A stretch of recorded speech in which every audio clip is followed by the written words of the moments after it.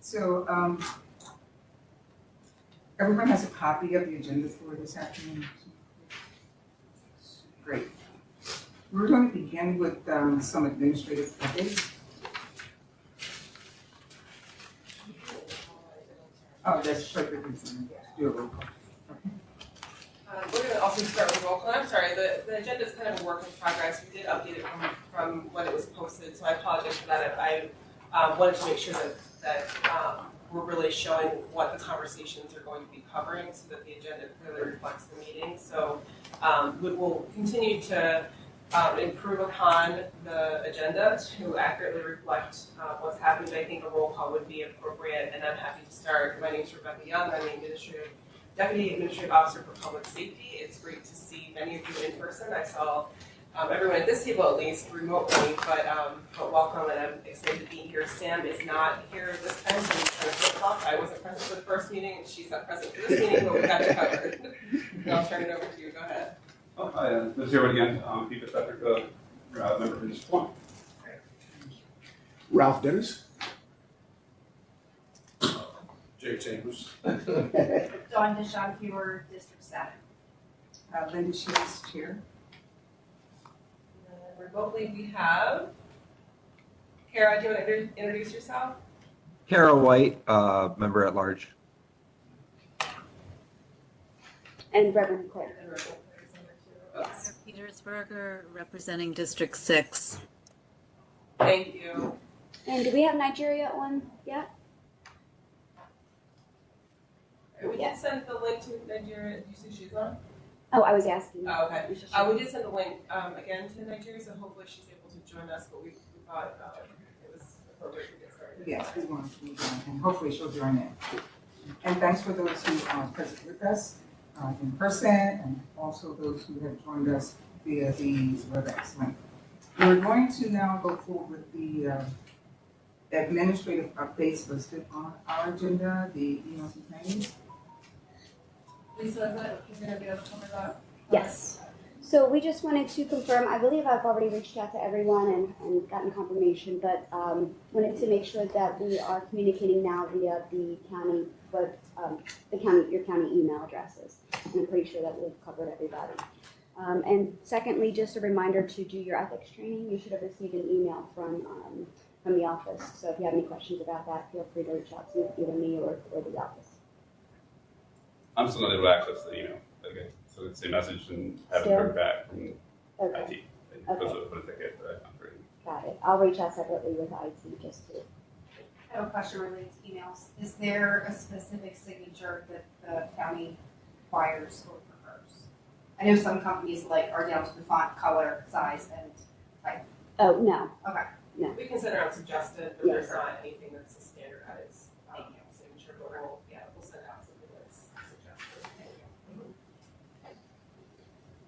And then along those lines, I think everyone has completed the HR training, and part of that training included proper use of email, so we just want to make sure that we note that, and then if there's any questions about proper use, please feel free to reach out. We'll connect you to the right person to answer any questions, but that was covered in the HR training, just to make sure that that's fresh in your mind. Great. Now we're going to get updated on our PAB coordination manager and just where we are on status and posts. Sure, that would be me.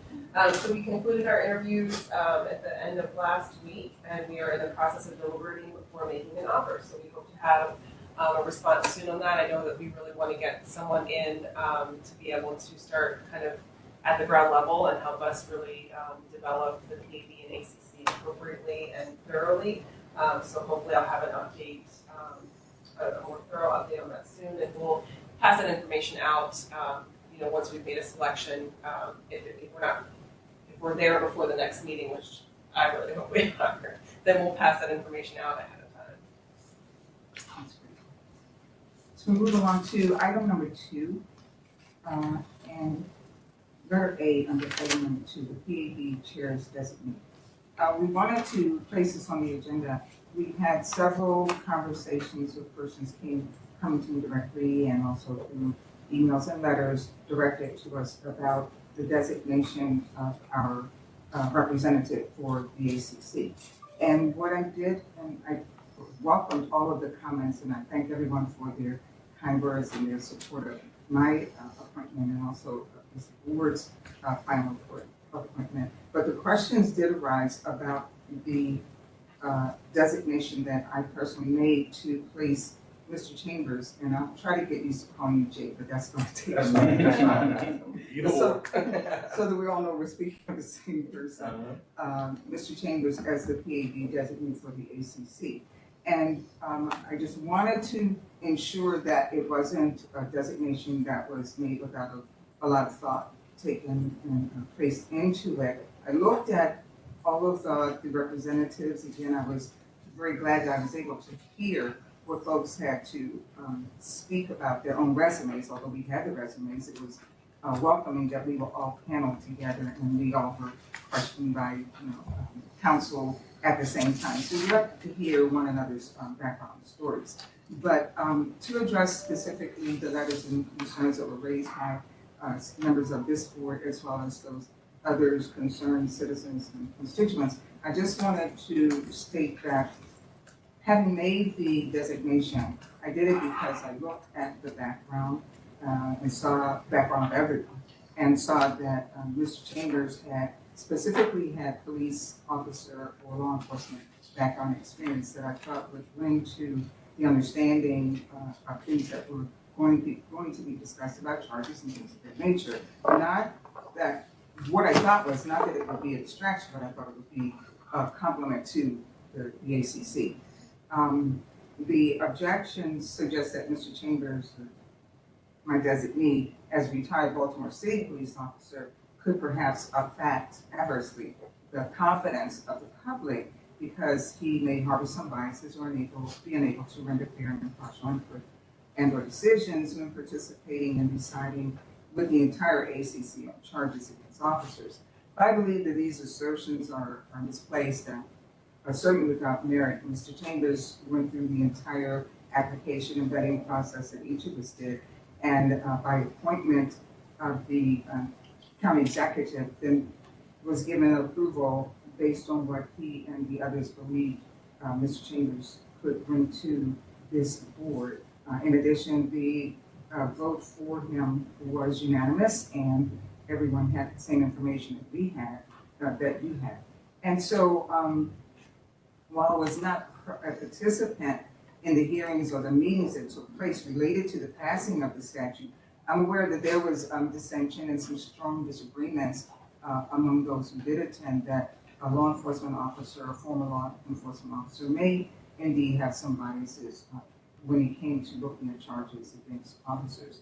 And I can say that I received some of the same conversation when I was placed on the board to charge officers after knowing that I had so many members, many members in my family who were law enforcement, present and past, homicide detectives, drug enforcement sergeants, and the like. And I made it very clear that I could be fair and impartial, and that I would take the evidence presented along with the charges, and I could be fair about my application of the law or the rules and regulations to those charges. It took me back to days when I was in the court serving jury duty, and I remember standing every time they said, "Do you know anybody in law enforcement, or related to anybody in law enforcement? Have you ever been accosted or assaulted or victim of a crime?" And I was just standing up like a jack in the box because I had experienced all of those things. But finally, when placed before the judge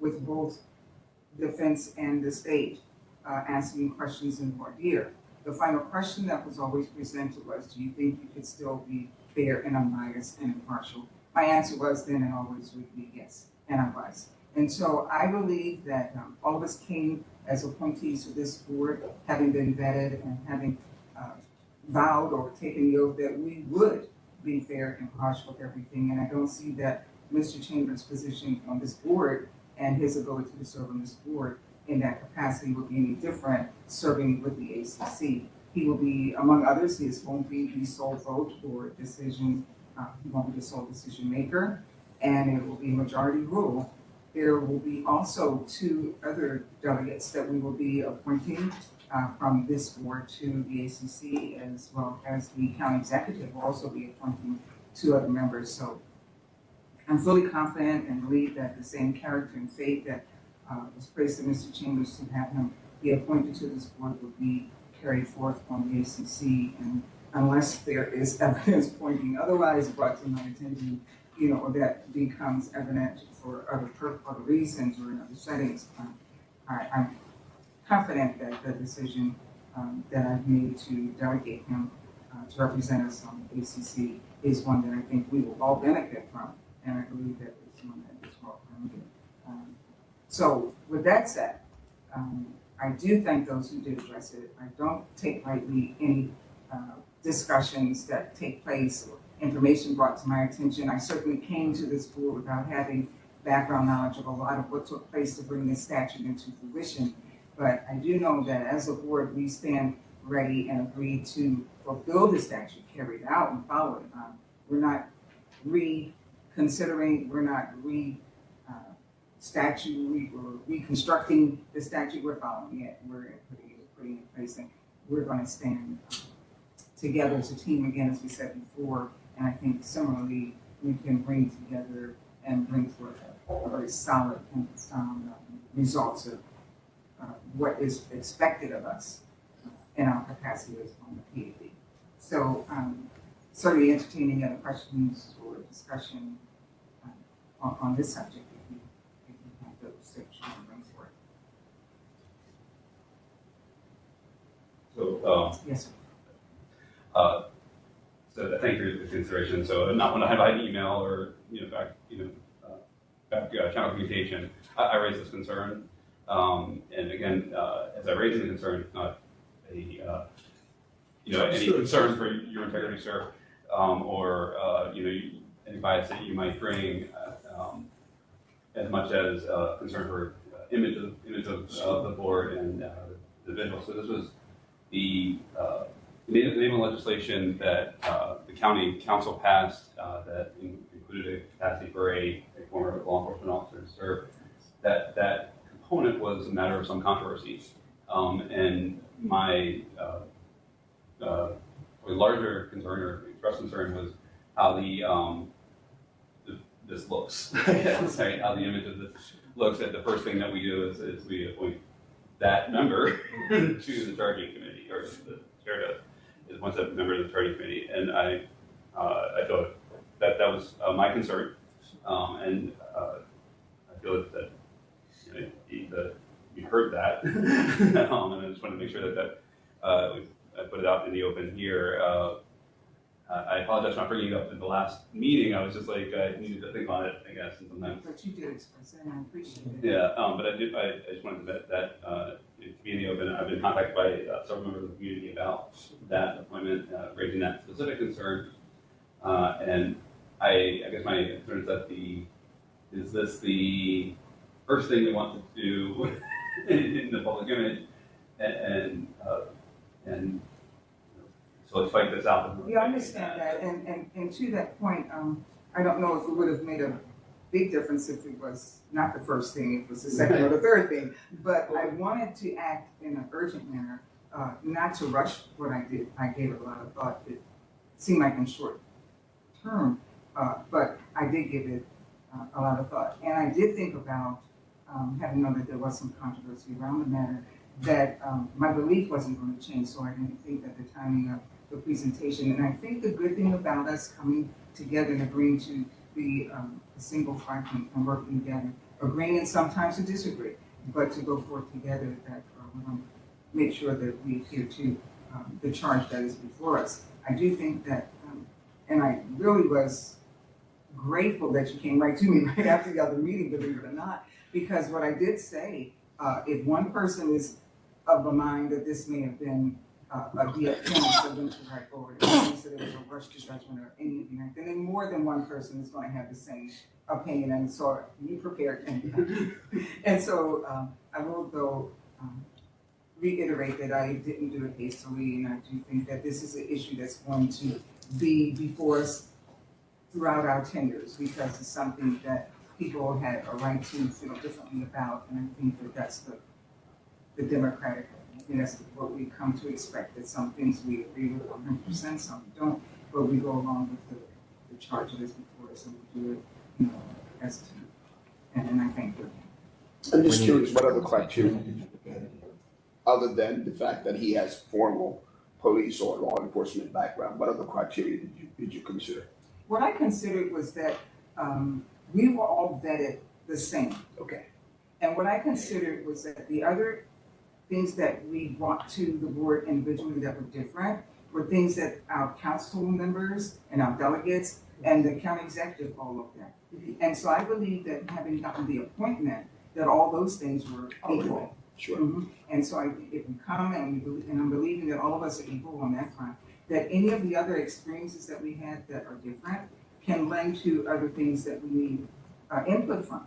And I saw that the law enforcement piece of it, I served on a board in Baltimore City where charges were determined and graded, should we charge. I didn't make any decisions to those charges, yes or no. I served as a legal representative on the board. But I was used to hearing those arguments. And so what helped me to know was that there will be even language things that will be easier for Mr. Chambers to adapt to because he's heard them for 22 years, so he knows about. Thank goodness I never saw his name on anything, I never met him until we met at that first meeting, And so it was those kinds of things that I thought we all, to me, on a level playing field, and each of us has something unique and different we can bring, and that I just made it based on. I would also like to speak here. I'm sorry. That's okay. I just want to make a comment about the whole situation. I don't want it to be a distraction, my position and my appointment. I can still serve in any capacity that this board has, and if it becomes a distraction to where we're dealing with where I am in my position above what our purpose is, I don't want that to be an issue. Once I got past reading it and got past my feelings, I realized this is not a personal thing. It's not a personal attack. And it's really, just the optics.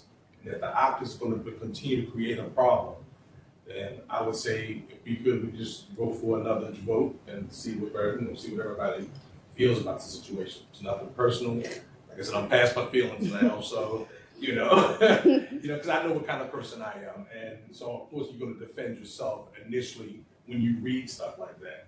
But at the same time, I understand the big picture. So if there's something that needs to be called to a vote again, then I'm all for it. I just don't want it to be a continuous problem throughout this process. I appreciate your candor and your humility, and unless someone wants to oppose the delegation further, I stand on my delegation. I don't want us to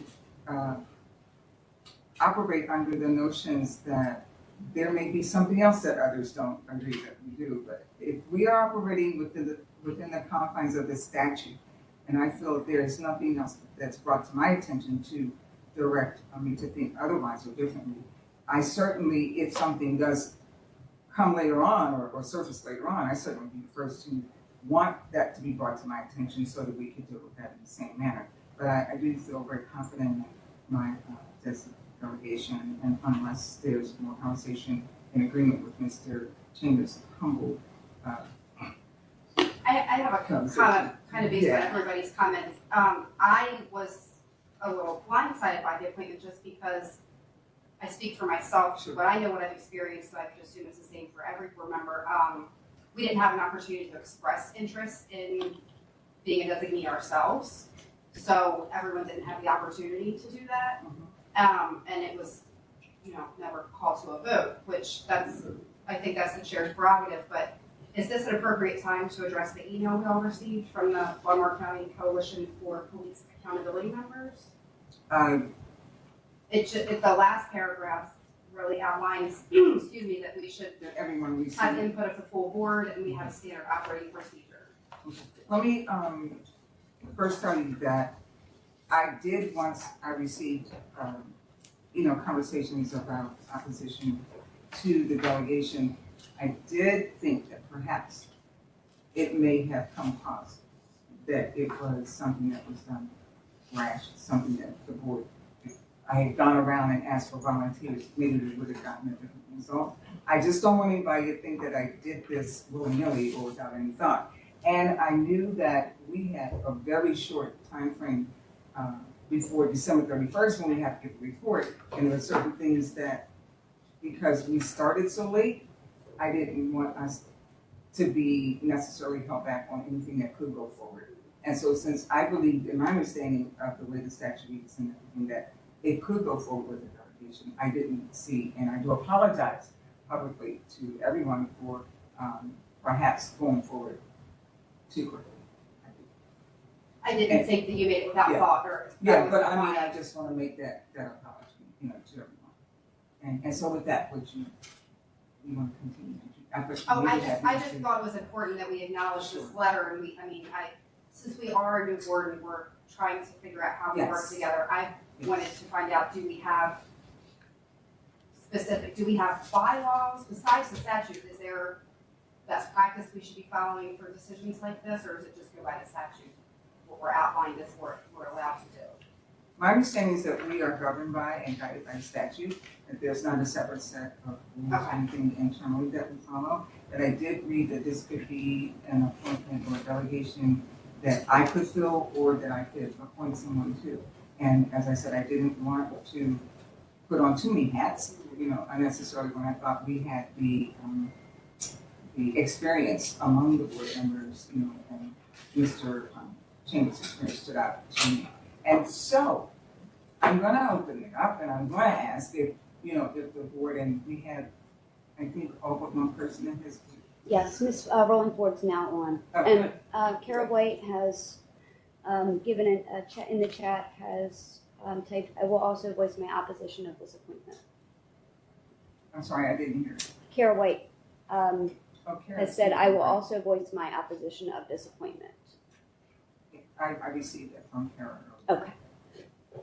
So with all of this said, is it the opinion of those of you who are present that we would like to revisit the matter, put my delegation to the side and vote on the matter instead of having adopted my delegation?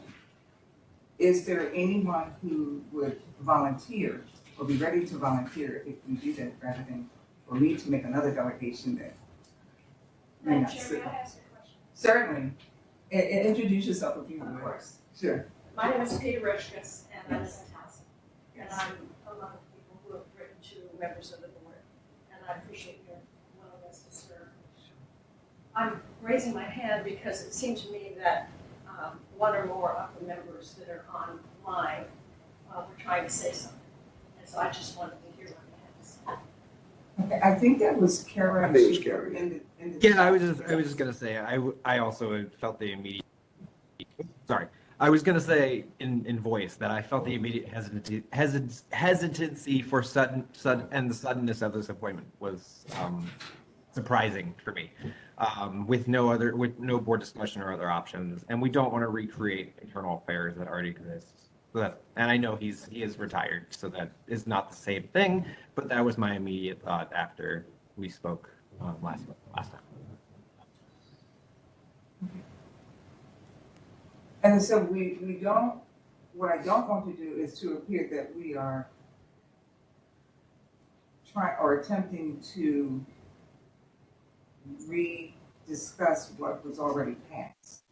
It was already passed that a member of the Baltimore Police, that a member of law enforcement was eligible to serve. And so with that in mind, then we're within the confines of the statute. So I just want to make sure we will still consider, and I consider Mr. Chambers' appointment even to the PAB being the same thing. I just see it as an added function that he would be an extension, if you will, of what has already been approved by statute and already been approved by county council and the executive. I think if it is being reconsidered, your appointment, that, not to the board completely, but the ACC, that if we had a broader discussion of who would be interested in serving, what the requirements are, what things like that would be important. Well, there are no, to my understanding, no special requirements to serve as the. I guess I mean requirements, meetings, exactly what happens, things like that. Like information, more ACC information. How often do they meet? Correct, sorry, yeah. The responsibility. Okay, so what I hear then is that we want to present to the PAD more information about what the ACC representative will be responsible for, how often they have to meet, and whatever else do we want. I didn't see that any of this was outlined anywhere else, you know, and that information, I don't know if it's already available by virtue of the ACC composition. You know, that's something we could definitely find out. They have to meet, they meet Did they meet when it's charged? when they have charges, Right. right? And so right now, as we said before, that portion of what we'll be doing is gonna be deferred anyway because we won't start. Fulton County has been grandfathered in for the older statute, and so we won't get any charges until probably till June. So none of that is gonna take place, or begin to take place probably till maybe weeks after that when the charges are first received, and they have to meet to review them. So that having been said, it would mean that from now until then, we won't have, or we may not have an appointee or representative, you know. I didn't see where that was necessary to hold off on that for that reason. In as much as you're well within your authority, based upon the statute that's now before us, I give you my vote of confidence that you did what's proper.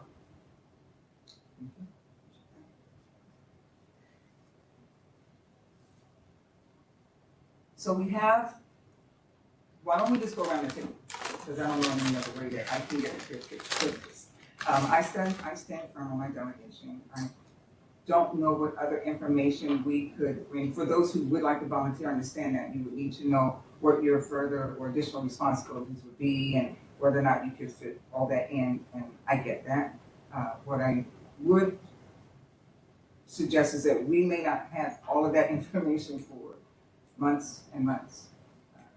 We will, if necessary, go to the ACC and find out if they know what that's gonna look like in June or I July. think what that is, right, the statutory requirements are listed, but as far as the details of that, Right. obviously we'll have to figure out as Right. we get it set up. As was indicated, we're under a current labor union contract until the conclusion of the fiscal year, so the changes that are necessary will be built into the next contract, and the negotiations are starting essentially now and will finish in the beginning of the spring. So the ACC will start to be receiving those matters after the change of the fiscal year, so July 1, and then anything that comes after that would be in the new format. But what's listed for the basic understanding of the requirements is in the Baltimore County Code section that covers the PAB, the ACC, and the trial boards, and that is that the ACC will meet once a month or as needed. But again, we don't, at least once a month, but we don't know. You know, it could be a bigger commitment than that. A member of the administrative charging committee shall maintain confidentiality relating to the matter being considered by the administrative charging committee until final disposition of the matter. C is the administrative charging committee shall adopt rules of procedure and conduct for meetings and provide procedural and substantive due process, which may be amended from time to time as a majority of the committee may be necessary and appropriate. And that's all that's in the statute. As far as you raised best practices earlier, a lot of jurisdictions are going through the same process that we are. We've talked to Howard County, who seems to be a little bit ahead of us timeline-wise. Other jurisdictions really aren't, as far as we have been able to tell. So we're keeping those lines of communication open with other jurisdictions so that we can learn from other jurisdictions. There's not a whole lot out there yet, so we're talking and we're making sure that we're able to share that information in a seamless way. But there's not much established for this, just because everyone's kind of going through this together. Is there standards or like a template or a starting point for like board bylaws that other county boards follow? Because I know other county boards have bylaws, I just don't know if it's something we should have. Other county boards do, and we can pull samples. If it's appropriate, I don't know, that's what I want to ask. Yeah, I think that is appropriate. And I think that could be one of the things that we are looking through as we get set up before the ACC actually able to function. I think those are the kinds of things that would be appropriate to spend time talking about and reviewing as we figure out this out. And we'll be happy to assist with those. Okay, thank you. Reverend Claire states she supports having bylaws. Just type that in the chat. I also want to mention the ACC. We mentioned that it may not start to July, but we're going to have stuff coming in from the sheriff's office starting now, starting immediately. So if something were to come in from the sheriff's office, the ACC doesn't exist. Is that correct? No, we run into the same issue with the sheriff's office. All the labor negotiations are currently on the same cycle, so everyone's So contract July ends. 21, 22. Okay. Yeah, so there are separate negotiation sessions, but we incorporate the new process into those contracts. So sheriff's is on the same exact timeline. Gotcha. The last time we spoke in the meeting, they mentioned that sheriff's was starting immediately. Starting. Oh no, that's not correct. So I'm sorry that was conveyed. No, we are the same exact timeline. Okay. I understand now. Thanks. Madam Chair, Yes, ma'am. if I may, I realize that the enabling legislation from the county council for your board is thin or vague or broad. But it does reference the Police Accountability Act of 2021 as the overall charter for the board. And the ACC responsibilities are very clearly specified in that 2021 law, that the Administrative Charging Committee must, 1, review the findings of a law enforcement agency's investigation, 2, make a determination as to whether or not to administratively charge the police officer who is the subject of the investigation. 3, if the police officer is charged, recommend discipline in accordance with the law enforcement agency's disciplinary matrix as specified. 4, review any body camera footage that may be relevant to the matters covered in the complaint of misconduct. 5, authorize a police officer called to appear before an administrative charging committee to be accompanied by a representative. 6, these are all the responsibilities of the ACC. Issue a written opinion that describes in detail its findings, determinations, and recommendations.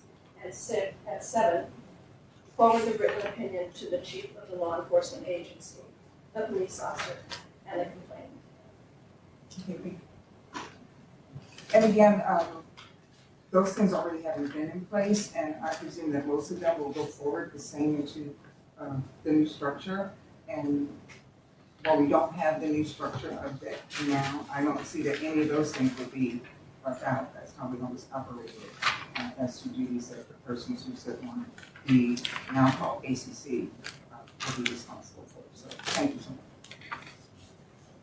much. But it doesn't, unfortunately, we still can't get to the nitty gritty of details of how much or when and all that, but we trust that those things will be worked on, and more information as to what the responsibilities as far as reporting go later on after the June or July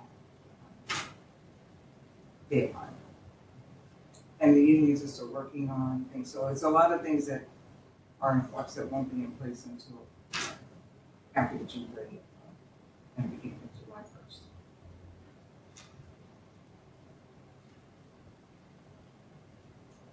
So the question is, where are we on this right now? And where are we on this matter right now? Again, I stand on having delegated Mr. Chambers and stand on adhering to the statute as we have it and as it's going to be worked out and details will be worked out with recommendation on a delegation.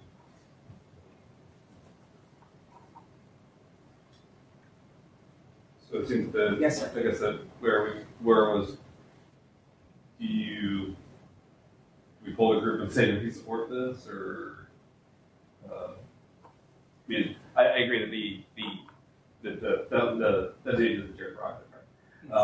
So I'm not sure what else you want. If you want to go through the group and say, do we support or oppose this? I would have to say, on the grounds I mentioned, I would vote. If you're looking for, if the concern is there someone else to serve, in the interest that there are options, I would be willing to serve. But again, I'm not putting myself forward as maybe more qualified than Jake. just that I feel like there should be that shared options. And if I'm going to oppose it, then I should get the. Thanks, we'll take. And yes, ma'am. You're a president. Oh, is this like? There's this commercial about giving the side eye, so I was getting the side eye already. Crossing the table, you're next. No. Or is this a yay or nay? This is, Yay. Nay. again, Yeah. so what is going Oh, on? yeah, yes, is this a discussion or are we like in support or? In support of the delegation. Yes, I'm in support. Okay, good. Sorry. No, that was fine. You've heard me. Yes, I am, thank you so much. Ms. White, any change in your position? Yeah, I maintain my position, yes. Okay. Ms. Rolling Ford, can you hear us?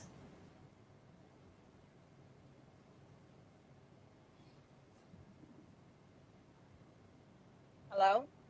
Can you hear me? Yes. Yes. So, I think this is a great discussion for us to be having today. I want to make it clear that Jake and his wife are friends of mine and my husband's. We are neighbors. I too felt that there was a problem with optics, so that the optics would be troublesome when we heard about this during our last meeting.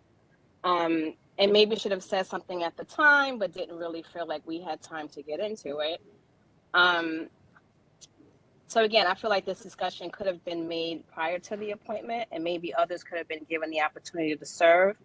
I'm happy that we are now having this discussion. It looks like we're going to have bylaws going forward. I do believe that we do need to have an appointment to this position right away. And nevertheless, I want to make it clear that I do have confidence that Mr. Chambers will be able to serve in this role in an objective manner. So I vote for him in this position. Thank you.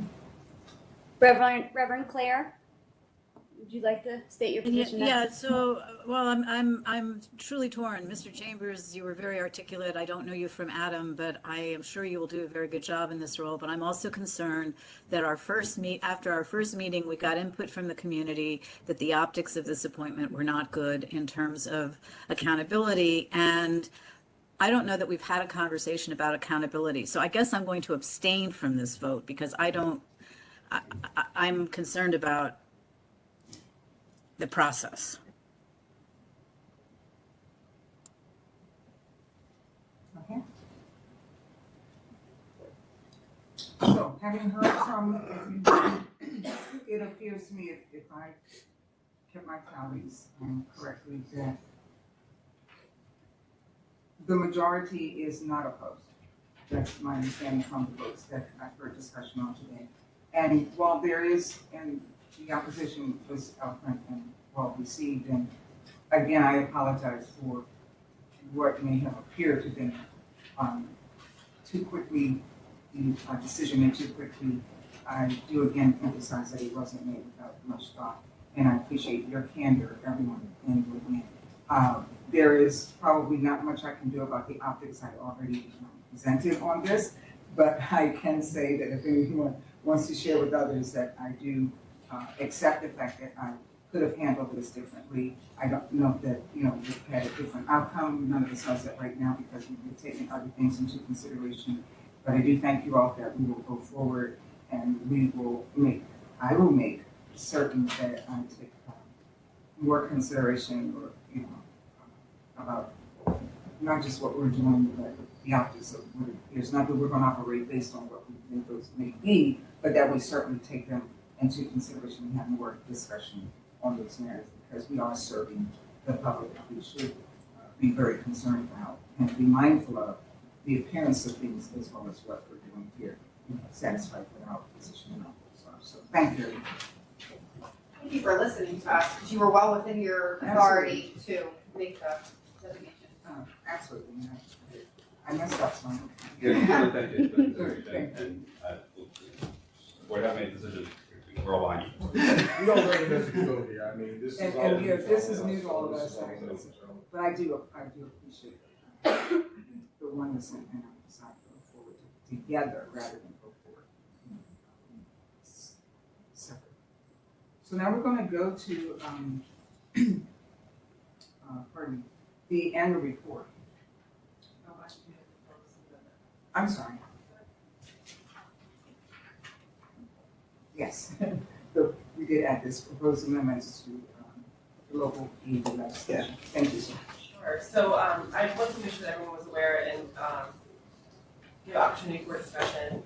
There is a proposal before council tomorrow. It's tomorrow. Yes, work session is tomorrow. For Bill 8522, which amends the membership requirements for the administrative charging committee members. The reason for the amendment is that the current ordinance lacks guidance, and when the state's version was adopted, there were qualifications included. It reflected to COMAR, and the COMAR section is 12040904 D through F. And then that was changed to give the local jurisdictions the ability to have more autonomy over their membership qualifications. In doing so, our bill was reflecting what we anticipated the state bill looking like, and then in the end, how everything washed out is that we don't have guidance. So the amendment is to adopt the COMAR recommendations for membership requirements, and can you pull that up, Lisa? Do you have that? The bill itself? Pull up? Yeah, Yes. the COMAR requirements. I'd like to walk through those just to make sure everyone's aware of what the recommendation includes. And I'll start reading through these, but they will be on the screen momentarily. So COMAR 12040904D, subsection D1, sets forth the ACC membership eligibility requiring members to be at least 21 years old, a legal resident or citizen of the United States of America, a resident of the county, of good moral character, and free from bias that may negatively impact the integrity of the ACC. So that's what our version would look like based on what the COMAR section reads. Subsection D2 permits the county to exclude an individual from appointment to the ACC for ethical and public trust related reasons consistent with the ACC's business needs, and the reasons for exclusion may include, but are not limited to, an individual has a demonstrable conflict of interest as determined by the county, an individual is under criminal investigation by a law enforcement agency, an individual is charged with a crime pending before a court, or an individual has been convicted of or has received probation for judgment for a felony or misdemeanor for which a sentence of 1 or more years could have been imposed. COMAR section 12040904E is the next section, and subsection E1 requires that an individual applying to be an ACC member submits to a background investigation with the law enforcement agency or investigative firm chosen by the county, successfully completes the MPTSC's required training before serving as a member, and signs an agreement to maintain the confidentiality of matters and information considered by the ACC until final disposition. And then section F, so this is COMAR 12040904F.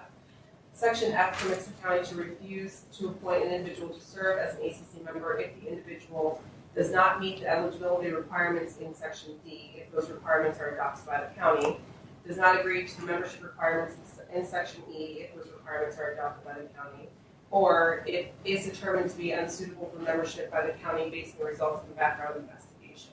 So again, this is this amendment proposal includes pulling in the COMAR requirements that originally were going to be a part of the state version and are not, so that there is some guidance. This tracks with the jury selection requirements that are that currently exist, and so that's kind of the basis of where this is coming from. So I wanted to open that up to discussion. This is pending before County Council. tomorrow evening. The notes version, let's see what it's actually called, the note is included online, so that's all public, and I was reading from that note that's included online for tomorrow's council meeting.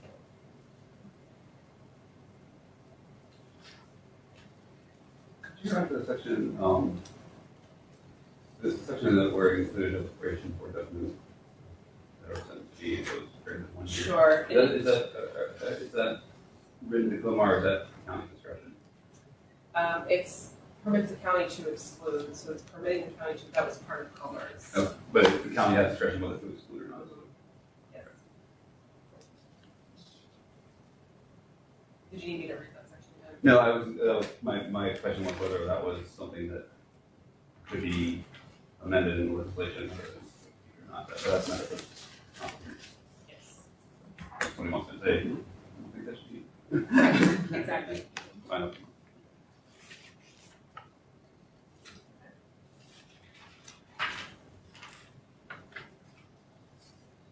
So Chair, I'll turn it back to you for subsection C, so we can make sure that, I know that was part of the conversation in A, but I want to make sure that it's. Sure. So that we make sure we cover, as things are listed on the agenda, subsection C, item number 2, where I did mention in my remarks about other appointees to the ACC, other members will be appointed by our board, 2 are members, 2 civilian members, and also 2 more appointees by the county executive. And I guess what I would propose at this point, this is a very thoughtful group, and I know I appreciate that. I know that the chairperson also appreciates that. I would propose that we, at the next meeting, discuss what the criteria vetting process would look like for those members that would be selected by the PAB, so that we can think through what that process looks like, and we have time to. We can discuss at the next meeting. I would like everyone here to have an opportunity to think on their own first, and then maybe come back at the next meeting and have a discussion. I think that's something, also might be, we modify as we go through the process, right? Because we're still figuring this out. But I think, if we all take the time to kind of think through what that looks like and discuss it at the next meeting, I think that would be very helpful if that's okay with you. Yes, perfect. And my understanding is maybe I was wrong, this is just my interpretation of what I've read. There are a pool of people. It not goes like out. just it's 9 of us, there's a pool of people that could apply, right? Yeah, it goes out the same way that the PAB membership did, if you can remember how far Yeah. back that was, yeah. That was not the thing, I was like, this is the thing I'm looking for. Yeah, so it would be posted, it would be a public, link available to anyone who wishes to apply. There would be, you fill out the information just as all of you did as you applied for those positions. And so that process would look the same because it's all through HR, and so it's a standardized process. But as far as what kind of qualifications we're looking for as a board and what that process would look like, I think that would be what I would be looking for, or suggesting, not even me looking for, but suggesting that we have that conversation at the next meeting. And I think even with our brief existence, we probably will now have other questions or things that will come up that we think would be important for us to put in place as a qualification, or something that we would be looking for as we wouldn't have had it before now. So I think it'd be helpful if we could take the time to look at it and come up with our own list of things and discuss them. So then I think that would include what does the interview process look like? I mean, each of you went through what our interview process looked like the first time. So I think having gone through that process, thinking through what would be the appropriate setup for selecting based on what the pool of candidates is. Those are the kind of functions that I think we could talk through and know ahead of time, and know that once we have a pool of candidates, we're ready to move, because the ACC members do need to go through training before they're able, and we really want to have them up and running, ready to go when the complaints, when that date trigger happens, so that we're not still working through that process. So that's why I think we would like to get ahead of it as much as we can, even if we're early in getting people in positions. I think early is better, so that there's plenty of time for the requirements to be met. Yep. Yes, I'm sorry. Hi, Madam Chair, thank you very much. I'm Cindy Barber, I live in Locker. Nice to meet you. Thank you. I'm very interested in the process, and I want to know, is there a link to apply for the ACC that I could tell people about, possibly applying myself? Is it up yet? There had been one for the Yeah, Or I the thought there was PAB, at one point, but I mean, he's looking as well, but we'll double check and, we can push that out and also include it on the PAB website so that you know where to look. We'll make sure that the link is available there as well. If it's not up, I know we were hoping to get it up soon because again, we want to work on getting through that process. But thank you for that question, and we'll make sure that it is publicly available on our PAB site so that no one has to search for it. Thank you. And human resources will vet out the minimum The requirements. minimum As requirements. that by the council. Correct. Or- If passed by the council, yes.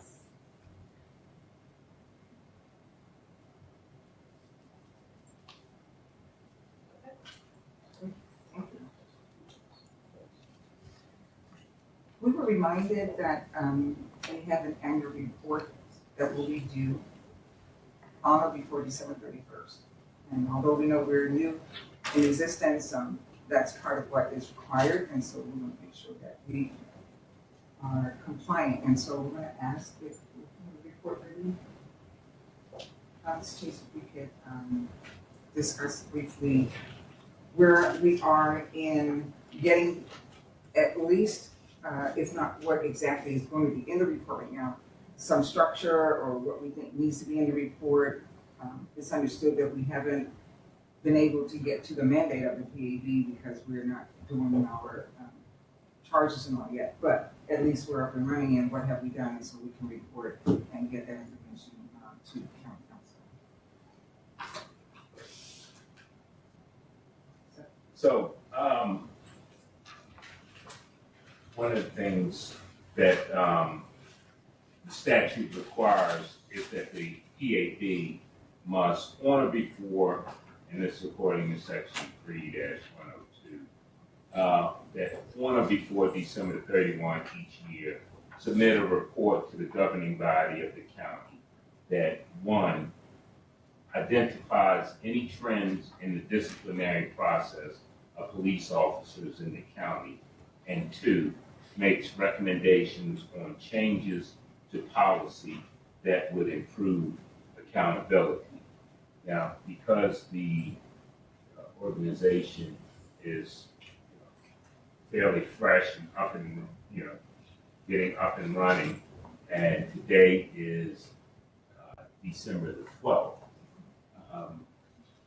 Apparently, there are other jurisdictions that have the same issue in terms of trying to come up with a report. And some other jurisdictions are to come up with an informative report are doing things such as former activities which which this organization has done.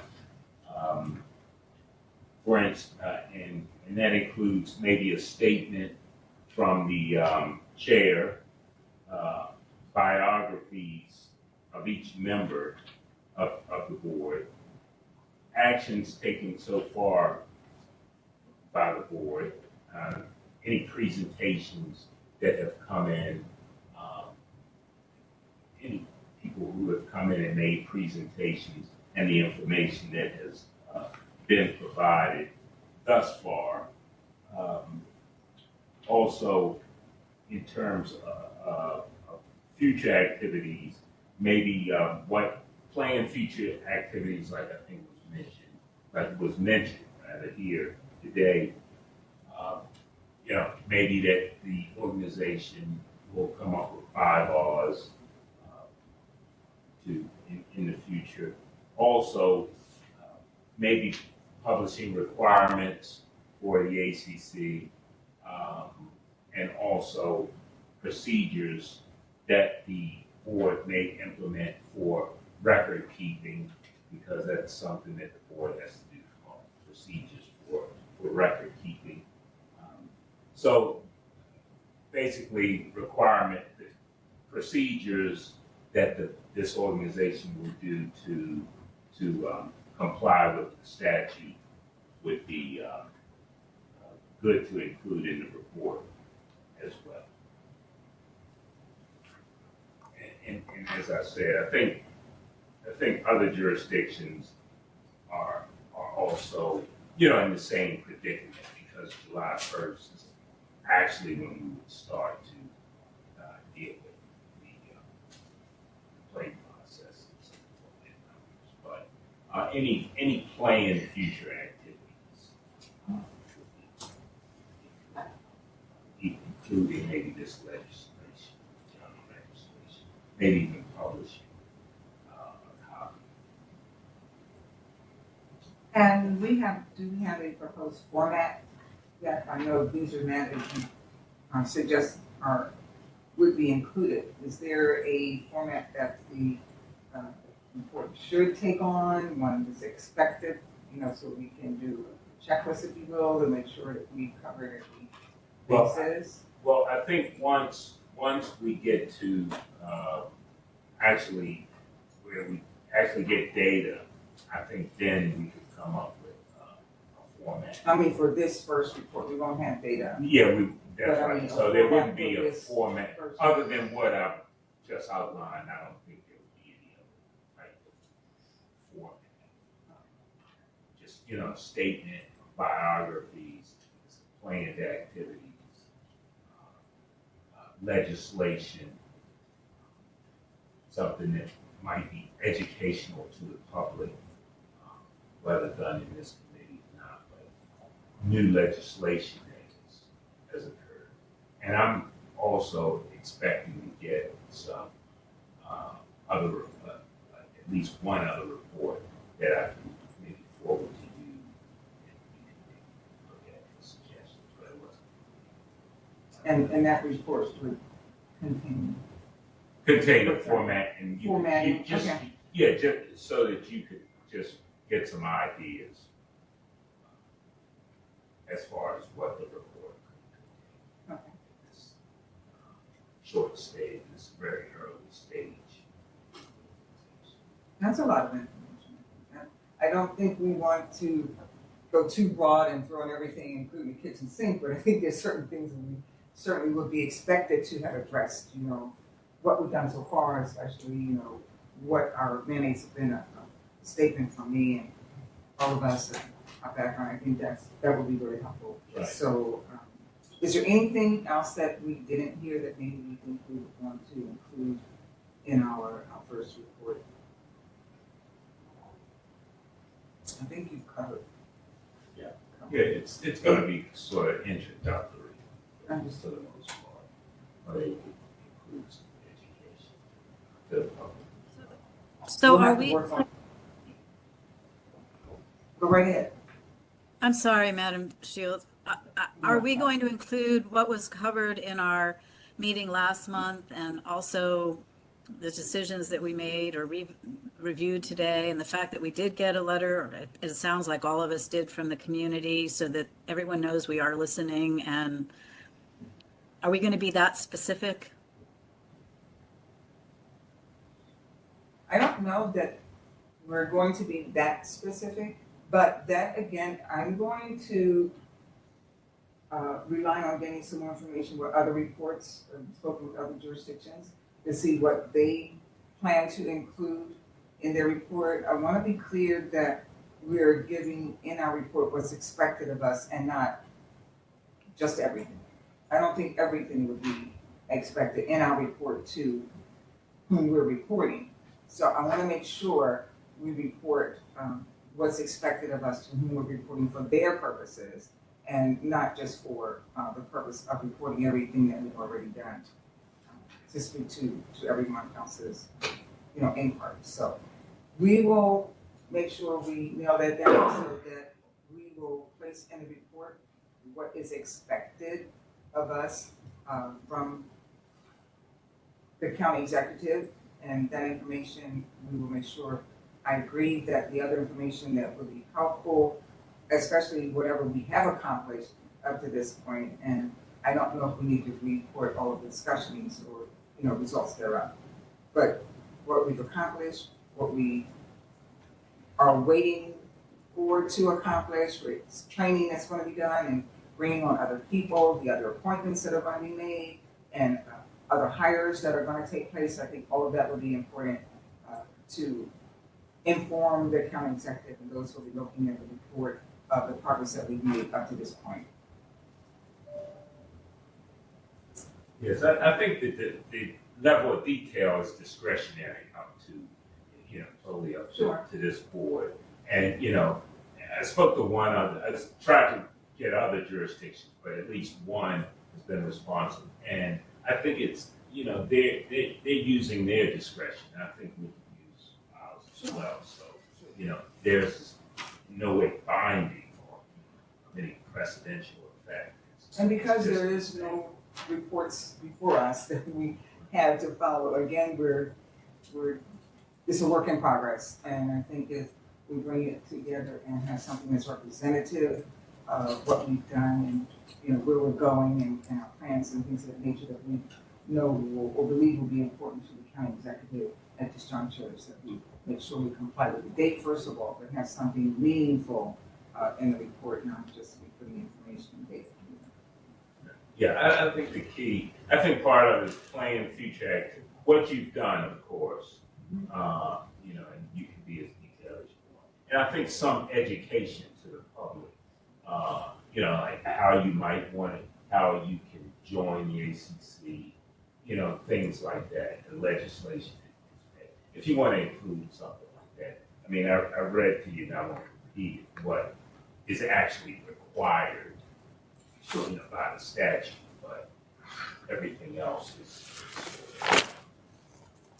additional. Things are still kind of broad now. We have flexibility now, so we'll work within that. But we want to comply and work within the details. Okay. Thank you so much.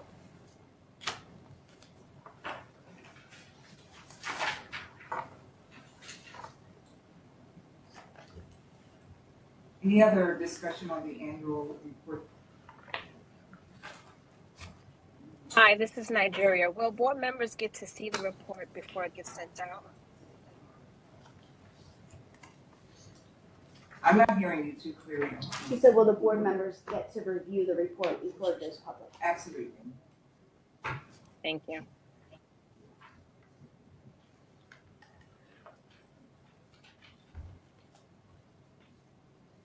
Thank you. The next item on the agenda is our 2023 meeting schedule. And I know that's as hard as anything we've done or have to do to try to come up with a schedule when we're going to meet. So we've gone out and asked people when they're available. We've done surveys and everything else. Do we have any more good news on this yet? So it seemed that the best date and time would be actually on Mondays at this time. The other alternative was Fridays at this time. However, Ms. Wallingford was not available to attend any in-person as we discussed at the last meeting. So it looks like Mondays 10 to 12, or I'm sorry, 12 to 2. I can attend in-persons that are after 5, just for clarification. It was just the 12 to 2 p.m. slot that was a bit much. Okay. Thanks. Yep, So I you're will saying you can't- say the same. Yep, I can only attend during after 5, unless so I can attend virtually, but if we want to do in person, I can do after 5. Okay. What was the most popular after 5 option? It was, I think it was Was it Fridays. Friday? Yes. I'd have to leave at like 1 o'clock to get to the house and I'm fine with Friday. I think it'll be Monday after 5, Yeah. probably be better, because, Yeah. folks have things to do on Friday, the weekend, and out of town and all. It seemed like Monday after 5 would be better, but. Does that work for everyone? Mondays and that? That doesn't. Yeah. I was exaggerating, No, but I'm I'm Friday. from Howard I just wanted to County, make sure so they I did it. might be like, I don't know that I could mentally handle getting here by 5 on a Monday, or any day. What about- I will make it work, So but what I'll. about Wednesdays after 5? Anybody, is that a? That wasn't one of the top choices. It was Mondays and Fridays. Gotcha.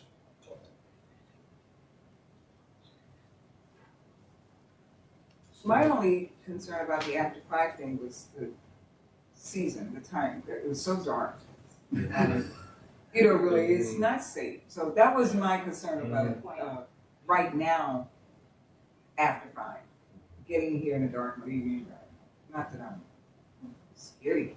It just isn't, wasn't safe. Traffic was the other thing that was raised about the 5 o'clock meeting time too. No matter where you're coming from, to get to Towson at 5 o'clock is challenging.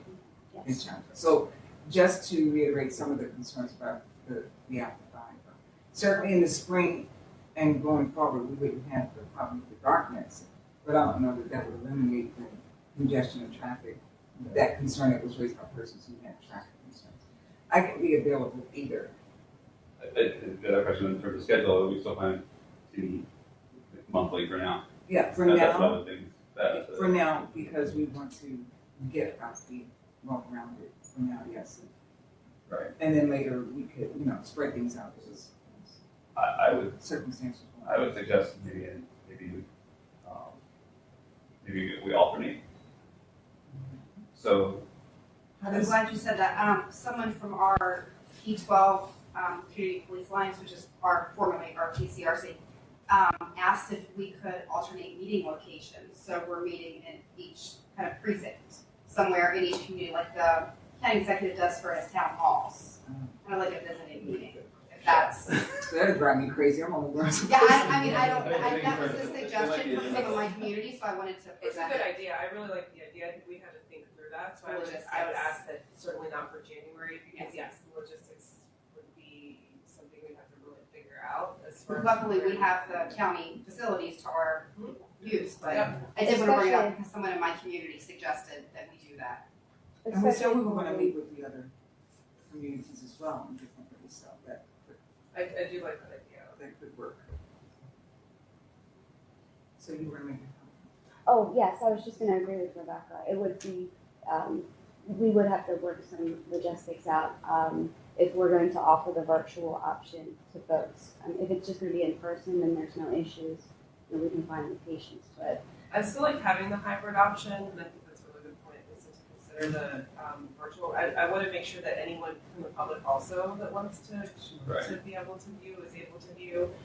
So yes, in addition to the space, which we can certainly, we can iron it out. It just takes conversations, and with the holidays coming up, that was my concern for January. But then we also do need to consider the technology, which again, we can work for that. It just takes time. So I think we should stick with a location or a meeting here for January, then we can start looking at moving forward. How do we get out to the other precincts? I think that is a very good point. Definitely keep it hybrid. At any given time, any person may or may not be able to make it in person, so it's only fair to everyone in the public. And we have that capability. Yes. Sure. Let's maybe do that for the forward. Yes. So I guess because my suggestion for maybe alternating is that I wouldn't want to set a schedule that a member could never make. Right. Yeah. right. So I think the evening time Monday that you can. Yes. So you So would do could like we just do an we alternate. start now like once a month. I won't be Whatever afraid for the Monday. next meeting. Just time to prepare ourselves. Let them walk in the garage together. Yeah, we'll call. You said the time was an issue for you, right? Okay. Oh, You have the Father's Day. Yeah, okay. So we can, I wouldn't want to also so that no one can make it all. So we could maybe do the Mondays at noon, I can do and that. then alternate with the Fridays after 5 then. I can do that too. So for the next meeting, it looks like we're still Monday, and that worked well for.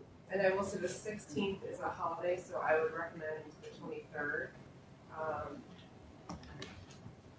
To look at for everyone's calendars. I think the 9th is too close to the current date with the holidays for us to reconvene. So the 23rd would be the next Monday that is a work day.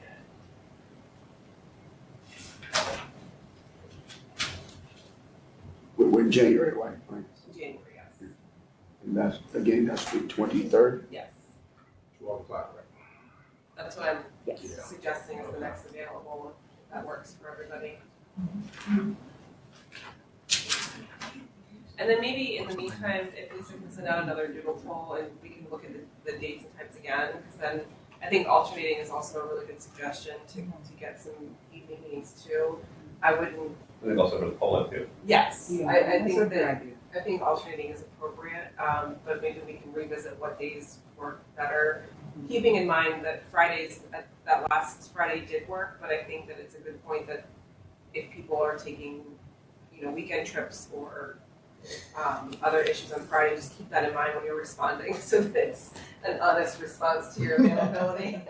Because I think that we want to set something in a normal rhythm so that we know, what's happening, right? And then the public also has, can rely on some sort of a rhythm of the meetings. I think Fridays, you just had more of an issue Friday than any other day. We're supposed to have plans for things, late nights, everything else. So. Aw. That's sweet. I can tell you, I always have childcare issues. I'll send out the, the.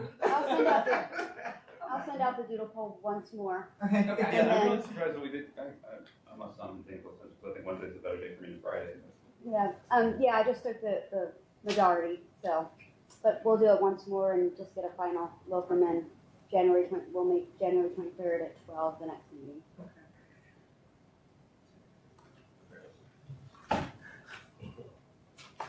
Great. So final agenda item, anyone have anything else that you want to discuss? Any old business that I do want to mention that we are going to planning, moving forward to have speakers and presentations of the nature we did mention before. So we will be doing that. And we know there's training that's going to be coming up and information about what the hour training and how this all work out. Again, don't forget your ethics, online Training. trainings. I want to go back and chat about what we talked about the last time. I brought up the attending the police community meetings and Yes. precincts. Yes. I got a call from, two. Okay, great. My councilman is Wade Cash. He suggested that I attend that meeting. But when I got the call from the police precinct, they would like for me to share with the policemen there what the PAB is all about. Their meeting is, I think it's the fourth Wednesday or Thursday. I forgot what it said, but I wrote it down. But I got several calls. I think Wade might have promoted that as well. So what you want to crystallize an approach to how we will.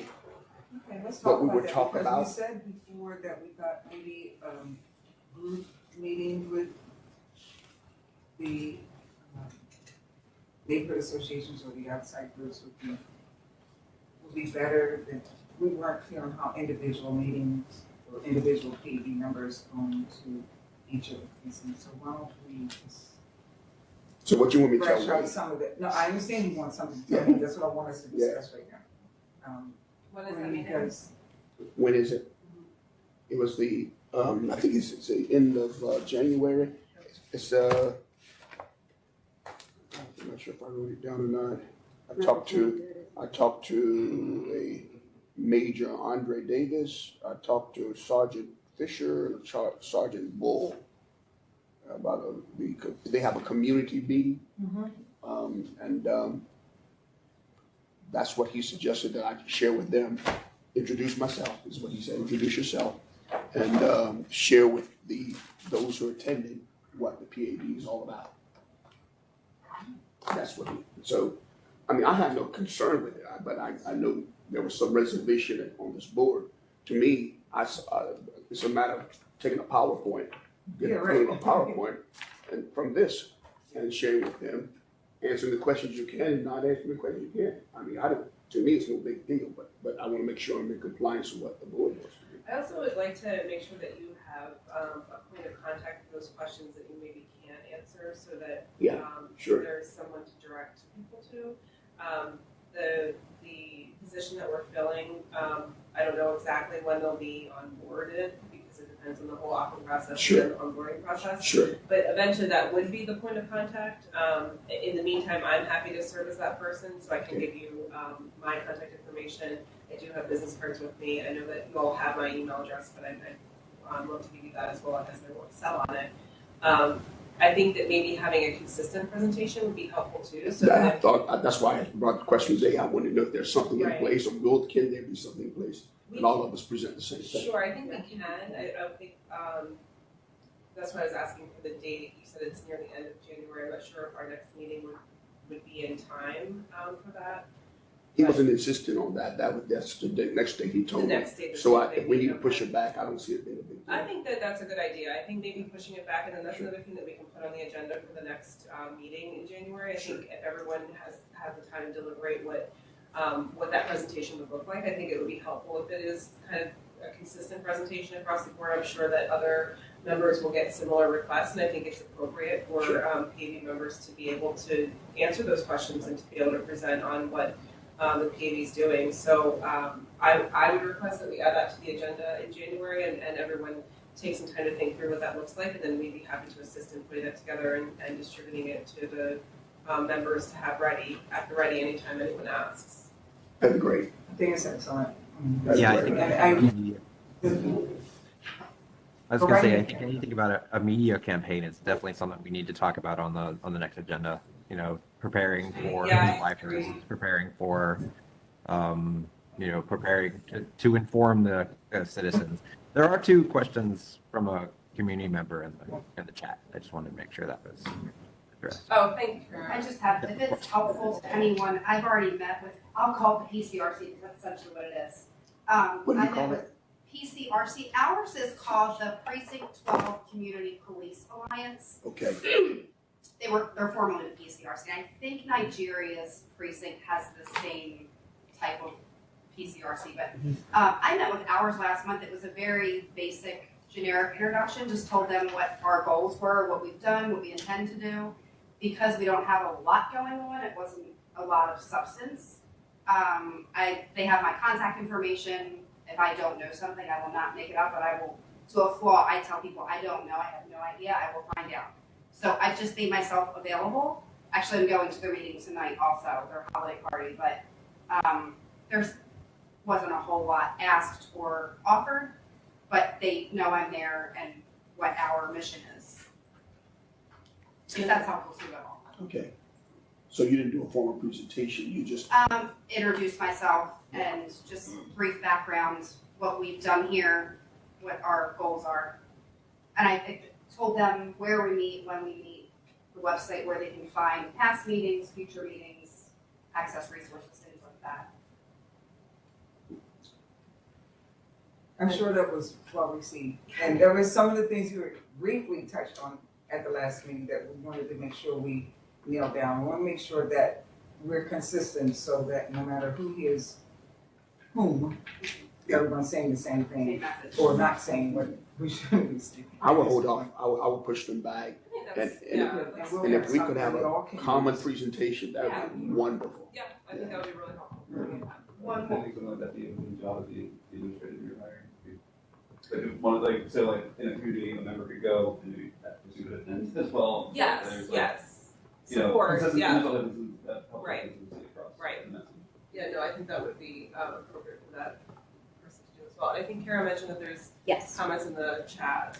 Yes, we have a comment from Erica McDonald, and it's a question in regards to the report, the annual report. Should the report include the status of police misconduct complaints in Baltimore County?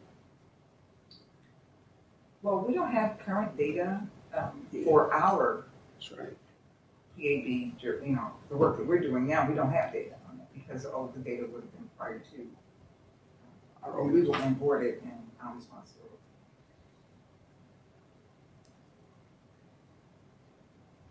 Okay, and the other question is also from Erica McDonald. If you are sharing information at police run meetings, you should equally be attending and sharing at non-police community meetings. tell us exactly what we're We'd be gonna open be to. doing. Yeah, we're scheduling, we'll get that ready right now. So along those lines, sorry, I have one more thing. I'm being encouraged to, in full disclosure, my husband is the president of our PCRC, in case that matters for anyone. So that's kind of the reason I've been proactive with attending this in the house, You so be mentioned, you encouraged. mentioned the pressure you were under last Yes, week. I'm just yeah. kidding. And No, there's but pressure. you did disclose that Okay. earlier. And there's one other comment from Erica McDonald. There's data, I think she's referencing. The dashboard. Yes, she said there's data on the police data dashboard. Yeah, we can check our references to the dashboard. Well, yeah, because it's not data, we Well, would have right. compiled it, Right. and we would have been responsible. That's general. Yes, sir? Actually, I should acknowledge any of our guests if they had anything to Sure. say. I just want to make sure that they didn't come out to this without having the opportunity to speak if they wanted. Yeah, and, well, I'm glad you did that, so my notes though, to thank him for that, because I'm glad they felt comfortable enough to speak up and join in, and I'm very, very happy about that, and thank you all for coming. Thank you all for coming. If there is any questions, any further questions. I had one other thing. Yeah. So the last meeting, we received information from the police department regarding the Public Information Act changes, or their policies relative to Maryland Public Information Act changes. You recall that, right? I don't was it something It's specific from that they mentioned? Megan. And they said that they're. Yeah, basically it just presented how the police department policy is going to respond to that in terms of specific thing I had concern with was how it's presented with in terms of notification to say an officer. So if a record wants to be inspected, if their procedure is they're going to notify the party whose record is being inspected, give them a certain number of days, 5 days to respond, present a challenge, any of those things. So what I wanted to bring back was, so there's currently an active case in the circuit court of Montgomery County with a challenge to the procedure in Montgomery County, and the specific concern relative to that is a motion to intervene brought on behalf of several parties. It was like the Washington Post, it was I believe in Maryland, here, the Maryland Coalition for Police Justice and Accountability, and I believe there was also a reporters committee for the freedom of the press. And essentially their contention to that procedure is that there is within the England legislation changes that basically is a procedure delineated for notification when a record is to be inspected, and that specifically is that the custodian shall now notify the person of interest of a record described in subsection A4 of this section when the record is inspected. We may not disclose the identity of the requester or the person of interest. So the point of contention is that the notification is to happen when the record is inspected, not before. And the way that was presented to the board was that as a matter of course, you would have to notify them beforehand so that they have an opportunity to challenge it. That doesn't seem to be in the legislation. And I was wondering if we could somehow get an opinion on that from either the I don't law, honestly the law, or. follow how this board would be Well, going to whether we would. respond to that. Well, I guess my specific concern was that this was presented as a matter of, I guess, decided law, and it doesn't seem to be. And I was wondering, do we have purview to comment to the county executive on changes to policy relative to these changes? My understanding is that that's not our purview. I will certainly look into it to determine whether it is or isn't. Okay. And if it To is, comment on. then I was wondering if we could get an opinion either from the Office of Law on that procedure, which I assume they've already vetted, and if they're the ones who have vetted that, should we seek an outside counsel opinion I on that? don't know. I will have to find out if that is even something that we would have the ability to comment on. Right. So if we do have ability to comment on it, if we can explore that, we do have the ability to get outside counsel, the county councils and the legislation. And I will suspend doing those things first. Madam Chairman, Yes, ma'am. thank you again for being so hospitable and inviting the public to speak and to shared comments in the chat. And for being willing to go out into the community, whether it's with these PCRC. Organizations or community organizations. I'm wondering if it would be appropriate for some of the people who have different opinions about what the MPIA policy is or should be and how it does or doesn't, is or isn't consistent with the new law, from some people who are not involved with the county, who are not involved with Raleigh Police Department policy as part of the education process, similar to you kind of be taking my questions. So I'm a member of the Baltimore County Coalition for Police Accountability, and I know there are very knowledgeable members of our coalition that would be very glad to make a presentation as to how we are seeing this situation both in Baltimore County and its parallel efforts in Montgomery County to reinterpret what Anton Sala says. Okay, thank you. To the extent that we get the answer to the first question, is that something that we have purview over? Is that something, an item that we can even make comments on? Then we'll explore further or not based on the answers that we get. I wouldn't be able to intelligently answer that because I don't know if that's where or what we can even comment on as a group or as a board. So when we get that information, then we'll take it to the next level. Thank you for offering it.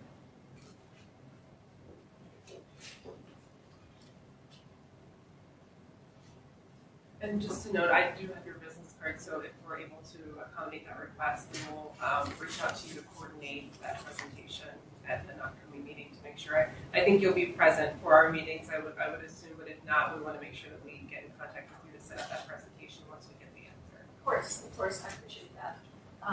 I recently served on the River Commission in Baltimore County, so I'm very sympathetic to building and playing while you're climbing. And our commission not only had great presentations from the county and its agencies, but also brought in outside people to get an outside perspective. And I think I know that was very helpful to our commission. And especially since all of you are new to this arena, except for Mr. Chambers, I think it might be helpful to get more information about the law and what it includes and differences of opinion. This matter of the MPIA response policy and the Montgomery County action by the county and FOP are being discussed by the members of the General Assembly. They view it as a loophole that these efforts are being made to what, in their opinion, needs to be proponents of the law, the sponsors of the law in the first place. They're concerned that if these are loopholes to work around the intent of the law, that's something that they need to address. So I just say that to evidence that there are differences of opinion as to what it all means, and more this board knows, in my opinion, better you can be able to execute your charges and serve all of us. So thank you. Thank you very much. Appreciate it. They're hearing on the motion in second next week, so more information. Move forward with commenting.